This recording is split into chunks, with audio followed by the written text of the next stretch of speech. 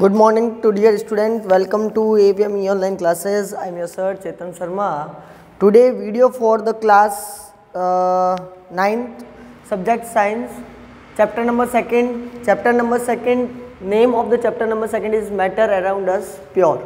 Okay बच्चों, हमारा ये चैप्टर के एक्सप्लेनेशन हम लोगों ने कर दिया था, नोट्स हम लोगों ने प्रिपेयर कर दिए थे। आज के वीडियो सेगमेंट में हम स्पेसिफिक चैप्टर के जो पीछे आ रखे हैं यानी कि एक्सरसाइज क्वेश्चंस को उसको सॉल्व करेंगे।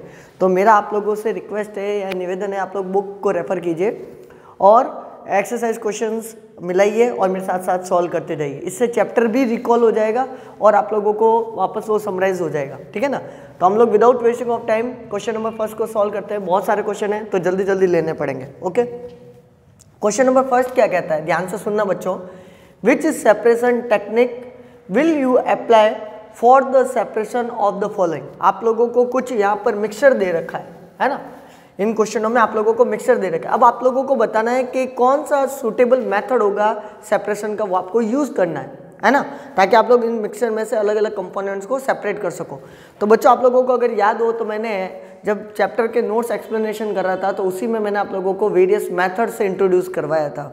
आई already introduced about to the various methods of the separation, ठीक है ना। हम लोगों ने सेपरेशन टेक्निक के बारे में भी पढ़ लिया था कि भाई सेपरेशन क्यों किया जाता है, नेसेसरी क्यों है, ताकि हम लोगों को जो डिज़ायरेबल कंपोनेंट है वो मिल सके। अब सेपरेशन के कौन से ऐसे मेथड्स हो सकते हैं वो भी हम लोगों ने डिस्कस कर दिए थे। मैग्नेटिक सेपरेशन होता है, winnowing, filtration, hand picking, centrifugation, evaporation, ठीक है ना, डिस्टिलेशन, फ्रैक्शनल डिस्टिलेशन, बहुत सारे मेथड्स के बारे में हम लोगों ने पढ़ा था। सारे मेथड के बारे में पढ़ लिया। अब यहाँ पर क्वेश्चन पर आप लोगों को अप्लाई करना है कि बताना है कि कौन सा। तो देखो बच्चों, सबसे पहला क्या है, ए वाला कह रहा है सोडियम क्लोराइड यानी कि salt, common salt from it the solution in water. आप लोग पानी में पड़े हुए नमक को कैसे सेपरेट करोगे। तो नमक को पानी से सेपरेट करना है, तो मैंने आपको बताया था बच्चों, वो प्रोसेस कहलाता है इवेपोरेशन। अगर आप लोगों को प्योर फॉर्म लाना है तो वापस से क्रिस्टलाइजेशन करना पड़ेगा, तो सॉल्ट जो होगा वो क्रिस्टल फॉर्म में ऑब्टेन हो जाएगा। अगर सिंपल लेवल है, सिंपल में पूछ रहा है कि भाई वाटर में से सॉल्ट को बताओ, तो सॉल्ट को अलग करो, तो ये इवेपोरेशन प्रोसेस काम आएगा। मैंने आपको कहा था बच्चों, इवेपोरेशन बॉइलिंग दोनों अलग अलग होता है, ठीक है। आ जाइए नेक्स्ट। ये बच्चों डायरेक्ट मैंने केमिकल इसका फॉर्मूला लिखा है, आप लोगों को कंपाउंड नेम में बता देता हूँ। अमोनियम क्लोराइड को सेपरेट करना है from the mixture of sodium chloride and ammonium chloride. दोनों का मिक्सचर बना हुआ है अमोनियम क्लोराइड और सोडियम क्लोराइड। आपको इसमें से सिर्फ ये अमोनियम क्लोराइड सेपरेट करना है। कैसे करोगे, याद करो बच्चों, अमोनियम क्लोराइड मैंने आपको कहा था एक सब्लिमाइल प्रोडक्ट होता है, एक सब्लिमाइल सब्सटेंस होता है। तो सब्लिमाइल सब्सटेंस हमेशा सब्लिमेशन प्रोसेस से ही सेपरेट होगा। तो यहाँ पर प्रोसेस का नाम हो जाएगा सब्लिमेशन। तो करेक्ट आंसर आप लोगों का सब्लिमेशन हो जाएगा। सब्लिमेशन प्रोसेस से हम लोग अमोनियम क्लोराइड को क्या कर देंगे, सोडियम क्लोराइड से सेपरेट कर देंगे। अगला ले लेते हैं, small pieces of the metal in the engine oil of a car. ये कार लिखा हुआ है, गलत मत पढ़ लेना, ठीक है ना। इंजन ऑयल ऑफ कार का मतलब ये हो गया कि कार का इंजन है और उसमें जो ऑयल के अंदर बहुत सारे कंपोनेंट पड़े होंगे, मेटल के पीसेस भी आगे होंगे। अब मेटल के पीसेस को इस इंजन ऑयल से अलग करना है, तो कैसे करोगे, उसको फिल्टर कर दो, इंजन ऑयल को क्या कर दो, फिल्टर कर दो। तो यहाँ पर फिल्टरेशन प्रोसेस काम आएगा, ठीक है बच्चों। नेक्स्ट आगे चलते हैं। Different pigments from the extract of the flower petals. ये पेटल्स का मतलब क्या होता है, पंखुड़ियाँ, है ना। जो फ्लावर की जो पंखुड़ियाँ होती है यानी कि फूलों की जो पंखुड़ियाँ होती हैं वो अलग अलग कलर की होती है, आप लोगों को पता ही है। अलग अलग कलर किस वजह से होता है, क्योंकि उनके अंदर अलग अलग पिगमेंट होता है। जैसे आप लोगों ने लीफ का कैसा कलर होता है, ग्रीन कलर होता है, तो उसका मतलब है उसके अंदर क्लोरोफिल पिगमेंट है। अब आपको इन पिगमेंट्स को एक्सट्रैक्ट करना है, एक्सट्रैक्ट बोले तो इसको सेपरेट करना है, वही एक ही बात है। तो कैसे करोगे, तो यहाँ पर मेथड जो काम में लिया जाएगा बेटा वो लिया जाएगा क्रोमेटोग्राफी। क्रोमेटोग्राफी ध्यान रखना, क्रोमेटोग्राफी मेथड मैंने आपको बताया था। वेरियस टाइप की क्रोमेटोग्राफी होती है, आयनिक क्रोमेटोग्राफी होती है, मेटलिक क्रोमेटोग्राफी होती है, लेकिन अपन लोगों को सिंपल क्रोमेटोग्राफी मेथड से इसको सेपरेट करना है। इंक के सेपरेशन में भी ये किया जाता है। बटर फ्रॉम कर्ड, कर्ड से बटर को सेपरेट करना कैसे किया जाएगा, सेंट्रीफ्यूगेशन। तो सेंट्रीफ्यूगेशन आप लोगों ने प्रीवियस क्लासेस में भी पढ़ रखा होगा, इसको चर्निंग भी बोलते हैं। अगर किसी को सेंट्रीफ्यूगेशन नहीं आए तो चर्निंग भी लिख देना, मैंने अभी सेंट्रीफ्यूगेशन लिख दिया। ऑयल फ्रॉम वाटर, अब वाटर में से ऑयल को सेपरेट करना है, तो कैसे सेपरेट करोगे। अब ऑयल और वाटर दोनों ही लिक्विड होते हैं और दोनों ही मिक्स हो गए, तो फिल्ट्रेशन प्रोसेस भी काम आएगा नहीं, है ना। तो यहाँ पर सेपरेटिंग फनल काम में लेंगे, क्या काम में लेंगे, बाय सेपरेटिंग फनल, क्योंकि यहाँ पर बेटा फिल्ट्रेशन यूं नहीं है क्योंकि दोनों लिक्विड है, कैसे सेपरेट करोगे, एक सॉलिड होता तो आप लोग सेपरेट करें। टी लीव्स फ्रॉम टी, ये फिल्ट्रेशन से हो सकता है क्योंकि टी लीव्स, चाय की पत्ती जो होती है वो सॉलिड सब्सटेंस है, वहां से टी यानी कि लिक्विड से अलग किया जा सकता है, तो यहाँ फिल्ट्रेशन प्रोसेस हो जाएगी। चलो next, iron pins from sand, अब मिट्टी का ढेर पड़ा है और उसमें आयरन की पिंस डाल दी, आयरन पिल बोले तो लोहे की कोई भी कील वगैरह जो दीवारों में डाली जाती है वो डाल दी। अब आपको सेपरेट करने हैं तो कैसे, मैग्नेट घुमाओगे तो बाय मैग्नेटिक सेपरेशन हो सकता है, तो यहाँ करेक्ट आंसर क्या हो जाएगा, मैग्नेटिक सेपरेशन।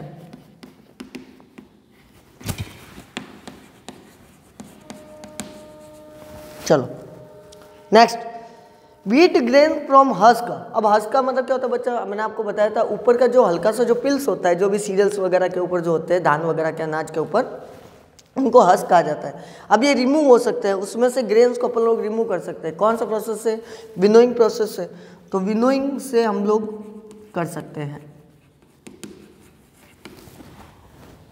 ठीक है। एक यहाँ पर लिखा हुआ है बच्चों, मैंने यहाँ पर लिखा हुआ है जे करके, आज तक कंप्लीट हो गया था यहाँ पे, fine mud particle suspended in water, fine mud particle, mud particle का मतलब ये हो गया मिट्टी के छोटे छोटे पार्टिकल्स हैं या मिट्टी के कण हैं, अब वो चले गए पानी के अंदर, उसको कैसे सेपरेट करोगे, तो उसको दो तरह से सेपरेट, पहले तो डिकेंटेशन करो, डिकेंटेशन करने के बाद में फिर फिल्टर करो, तो दो प्रोसेस साथ में लेना पड़ेगा, डिकेंटेशन प्लस फिल्ट्रेशन। इसी के साथ आप लोगों को बच्चों ये फर्स्ट वाला क्वेश्चन कंप्लीट होता है और आई होप आप लोगों को समझ में भी आएगा, कुछ नहीं है, सिर्फ सिंपल से सेपरेशन के मेथड के नेम्स बताने, जल्दी से नोट आउट कीजिए या इसका स्क्रीनशॉट लीजिए, मैं साइड में हट जाता हूँ, फिर हम लोग सेकंड क्वेश्चन की तरफ मूव करते हैं।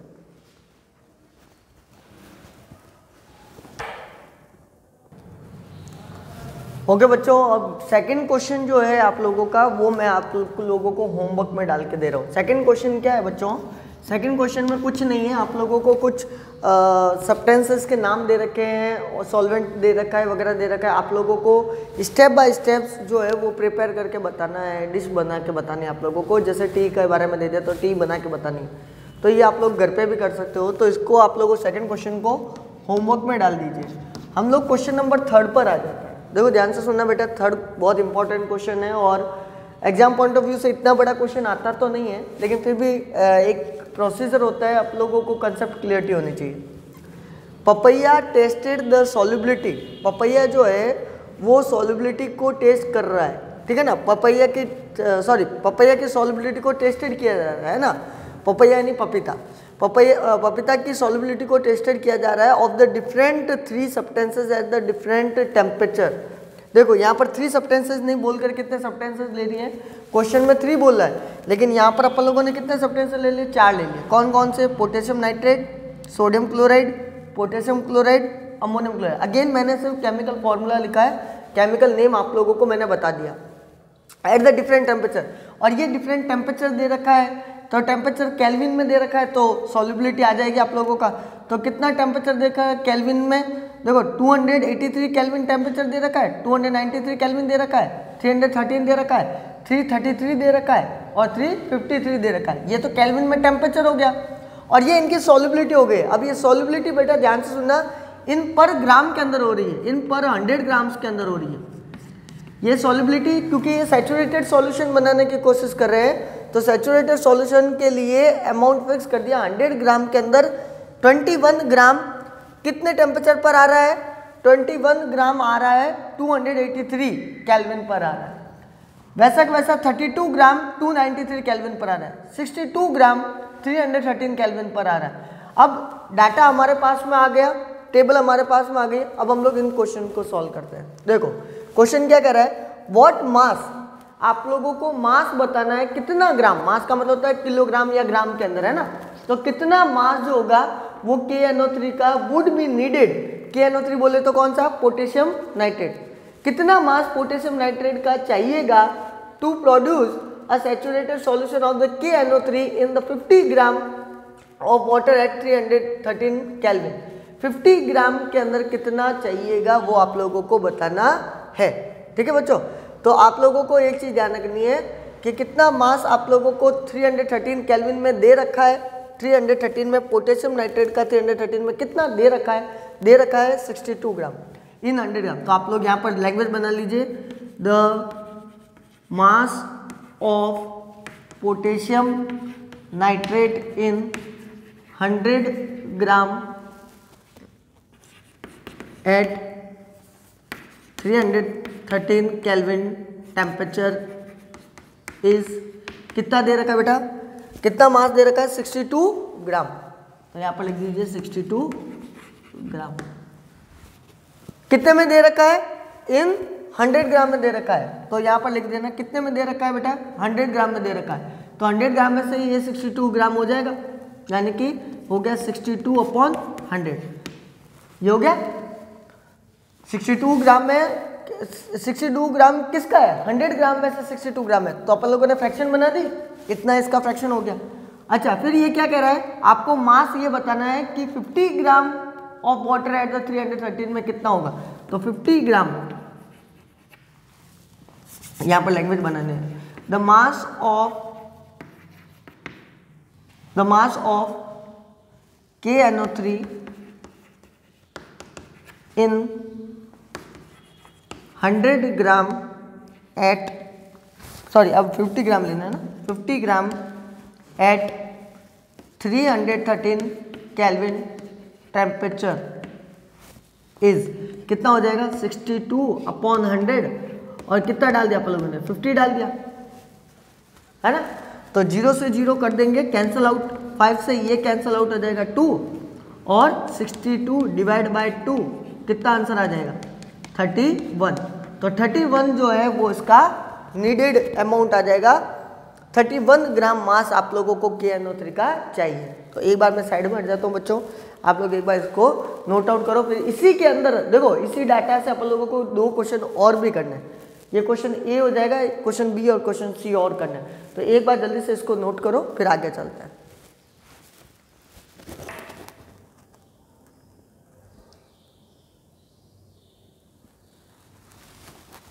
अगर 60 यहाँ पर दिख नहीं रहा हो तो मैं यहाँ पर लिख देता हूँ, कट करने के बाद में आंसर आ जाएगा 31 ग्राम। 2 से डिवाइड लगाओगे 62 का तो कितना आ जाएगा? 2 से डिवाइड लगाओगे 62 का तो 31 ग्राम आ जाएगा। ठीक है, वहाँ दिख रहा नहीं होगा तो यहाँ पर लिख दिया मैंने।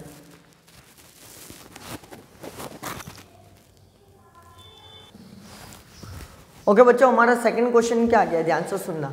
अच्छा, मेरे से एक गलती हो गई है, ध्यान से सुनना। गलती तो क्या है, मैंने बस नाम ही चेंज किया है। क्वेश्चन में आप लोगों को यहाँ पर पपैया नहीं दे रखा है। क्वेश्चन में आप लोगों को बुक के अंदर आप लोगों को प्रज्ञा दे रखा है। क्या दे रखा है? प्रज्ञा। ठीक है ना। तो प्रज्ञा की जगह पर नाम यहाँ पर चेंज, आप कुछ भी नाम लिख सकते हो। पपैया की जगह पर कुछ भी, मैंने कोई दूसरा नाम लिख देते, पिंकी लिख देते हैं या कुछ भी लिख देते हैं। ठीक है ना। नाम में क्या रखा है? पिंकी लिख देते हैं, कुछ भी लिख देते हैं। नाम में कुछ मतलब नहीं है ना। अब लोगों को मीनिंग समझ में आना चाहिए। तो देखो अगेन यहाँ पर, चलो मैंने यहाँ पर पिंकी किया तो मैं पिंकी लिख देता हूँ। तो Pinky makes a saturated solution of the KCl। ध्यान सुना, पिंकी ने एक सैचुरेटेड सॉल्यूशन बना दिया KCl का। ठीक है ना, इन वाटर। KCl बोले तो कौन सा हो गया? पोटेशियम क्लोराइड हो गया, है ना। तो पोटेशियम क्लोराइड का एक सॉल्यूशन बने वाटर के अंदर, और वो भी कैसा बनाया? सैचुरेटेड बनाया। सैचुरेटेड का मतलब होता है अब ज़्यादा अमाउंट की रिक्वायरमेंट नहीं है। कितने टेम्परेचर पर बनाया? 353 केल्विन पर बनाया। And leave the solution to the cool at room temperature. और फिर उसको लीव कर दिया, छोड़ दिया, मतलब सॉल्यूशन को छेड़ा नहीं उसको। Eight room temperature, room temperature होता है 15 से 25 degree. What would it absorb? It absorb की जगह पर सी एब्जॉर्व लिख दो। अब उसने क्या एब्जॉर्व किया होगा? As the solution cools. Solution cool हो गया है। क्यों हुआ? तो ध्यान से सुनना बच्चों, सॉल्यूशन कूल इसलिए हुआ क्यों? क्योंकि क्या हुआ? रूम टेम्परेचर जब उसने कूल करने के लिए छोड़ा होगा तो जो ये पोटेशियम क्लोराइड था, पोटेशियम क्लोराइड बिकम्स क्रिस्टलाइन, वो क्रिस्टलाइन बन गए होंगे। And thus it makes surrounding, sorry it makes the solution cool. उन्होंने उस सॉल्यूशन को क्या बना दिया होगा? कूल बना दिया। क्यों? क्योंकि पोटेशियम क्लोराइड का अगर नेचर क्रिस्टलाइन फॉर्म में हो जाता है, वो क्रिस्टल में बदल जाते हैं। तो जैसे ही वो क्रिस्टल में बदलेंगे तो क्रिस्टल हमेशा क्या करते हैं? सॉल्यूशन को क्या कर देते हैं? कूल कर देते हैं। तो सैचुरेटेड सॉल्यूशन आप लोगों का क्या हो जाएगा? कूल हो जाएगा। ये ध्यान रखना। यही रीजन था कि जो है वो क्रिस्टल, पोटेशियम क्लोराइड जो है वो क्रिस्टल में बदलते ही क्या कर देते हैं, सैचुरेटेड सॉल्यूशन को कूल कर देते हैं। अब बच्चों आप लोग एक बार जल्दी से इसको भी नोट आउट करो ताकि हम लोग जो है इसी क्वेश्चन को आगे की तरफ प्रोसीड करें, ठीक है।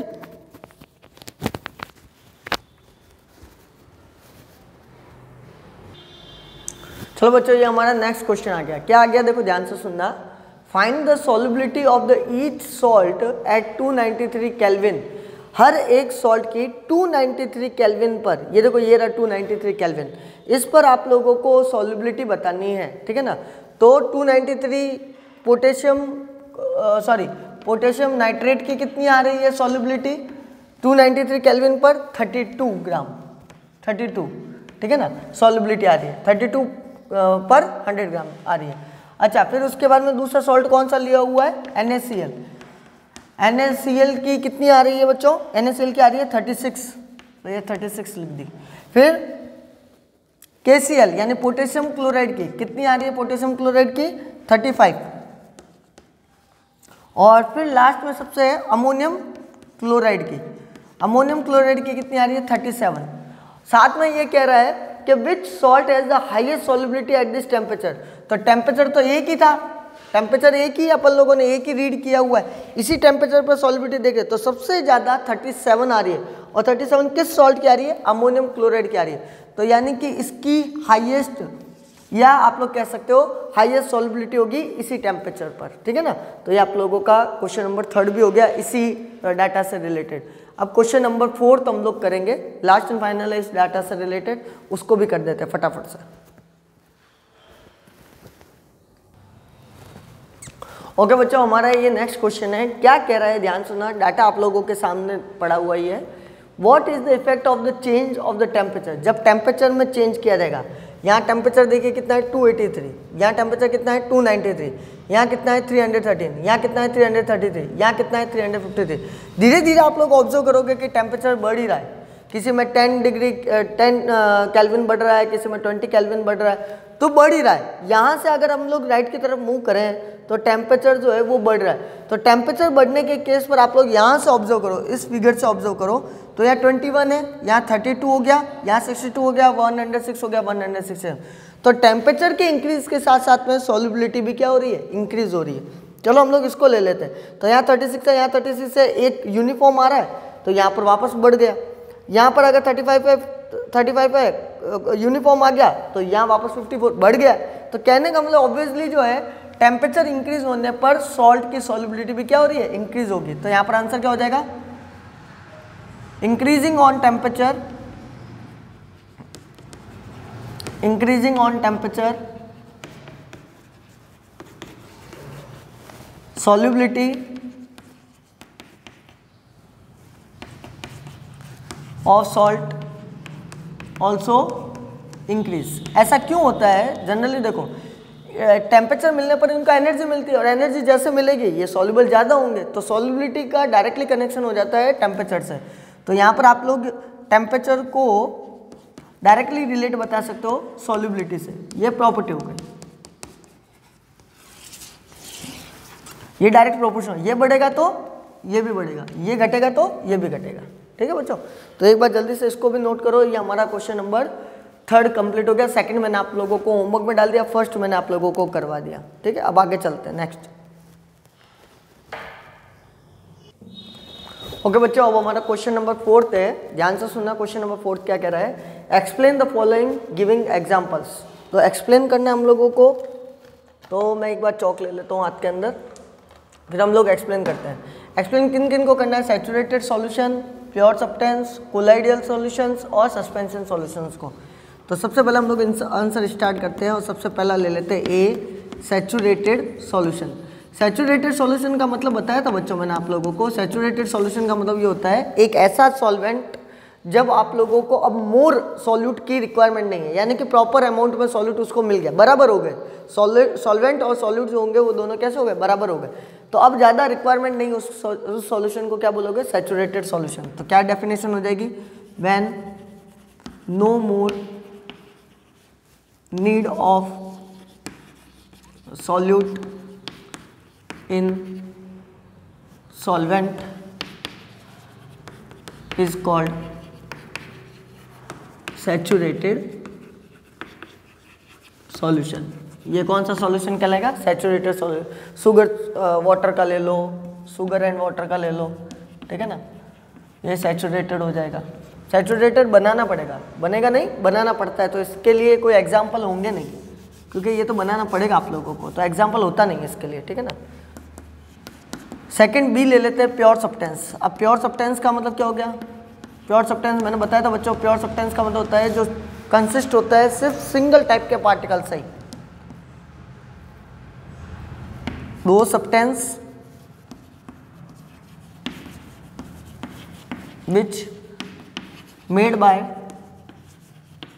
up by single kind of particle। एक ही काइंड के पार्टिकल का बना हुआ होगा, जैसे एक एटम का बना हुआ है या एलिमेंट का बना हुआ है, ठीक है ना, तो वो प्योर सब्सटेंस कहलाएगा। कंपाउंड भी प्योर सब्सटेंस होंगे क्योंकि वो पर्टिकुलर एक एलिमेंट से मिलकर ही बनते हैं, ठीक है ना। तो एग्जाम्पल के तौर पर आप लोग गोल्ड डाल दो, सिल्वर ले लो, ठीक है ना, ETC। फिर क्या कह रहा है? थर्ड वाला क्या कह रहा है? Colloidal solution. तो कोलाइडल सॉल्यूशन क्या हो गया? देखो, कोलाइडल सॉल्यूशन का मतलब ये हो गया सच सॉल्यूशन, या सॉरी ये कोलाइडल ही है, सिर्फ कोलाइडल ही बताना आप लोगों को। कोलाइड्स का मतलब हो जाएगा such particles which are greater than the size of true solution particle। जो ट्रू सॉल्यूशन के पार्टिकल्स की साइज से बड़े होते हो but less than size of suspension particle. Suspension particle की साइज से छोटे होते हो।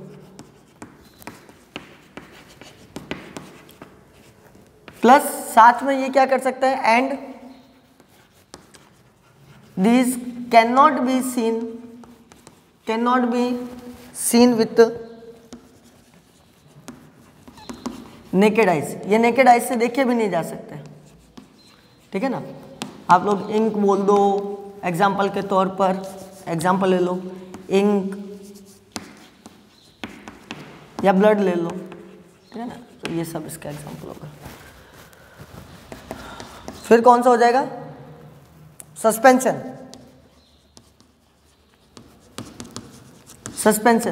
सस्पेंशन का मतलब क्या हो गया? सस्पेंशन का मतलब ये हो गया कि ऐसे पार्टिकल जिनकी साइज बहुत ज़्यादा होती है, such particles which have greater in size. अब साइज भी मैं बता दूं, 1000 नैनोमीटर से भी क्या होती है? बड़ी होती है, लार्ज होती है। 1000 नैनोमीटर से भी क्या होगी? लार्ज होगी। And heterogeneous, and they are heterogeneous. ये हिट्रोजीनियस होते हैं, और ये क्या होते हैं? हिट्रोजीनियस होने के साथ में सेटल डाउन हो जाते हैं, and settle down in given solvent. और वो गिवन सॉल्वेंट में क्या हो जाता है? सेटल डाउन हो जाता है। आप लोग मड वाटर देख लो, मिट्टी का पानी, या स्टोन वाटर देख लो, पत्थर डाल के पानी, ये सब होगा, ठीक है ना। सैंड एंड वाटर एग्जाम्पल के तौर पर क्या हो जाएगा? सैंड एंड वाटर, क्योंकि सैंड के पार्टिकल की साइज बड़ी होती है, ठीक है ना, तो वो सस्पेंड हो जाएगा, मिट्टी पानी में नीचे तली में चली जाती है। तो ये क्वेश्चन नंबर 4 हो गया बच्चों आप लोगों के, ठीक है ना। इसके साथ साथ हम लोग एक क्वेश्चन और कर देते हैं, फिर हम लोग यहीं पर कंप्लीट करते हैं इस वीडियो को, ठीक है।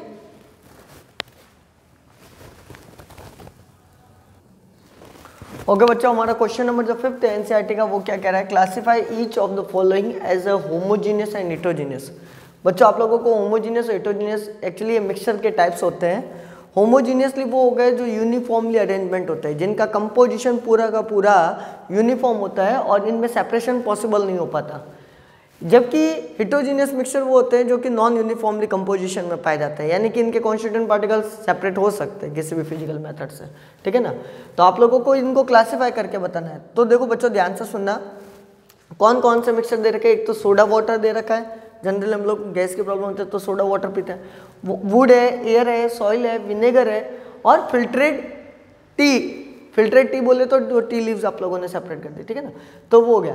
तो ये आप लोगों को बताना ये होमोजीनियस है या हेट्रोजीनियस है। तो बच्चों देखो ध्यान से सुनना, सोडा वाटर आप लोगों का कैसा हो जाएगा, आप लोगों को पता है इनका कंपोजिशन फिक्स होता है, तो ये आप लोगों का क्या हो जाएगा, होमोजीनियस हो जाएगा। तो ये होमोजीनियस में डाल दीजिए, ठीक है।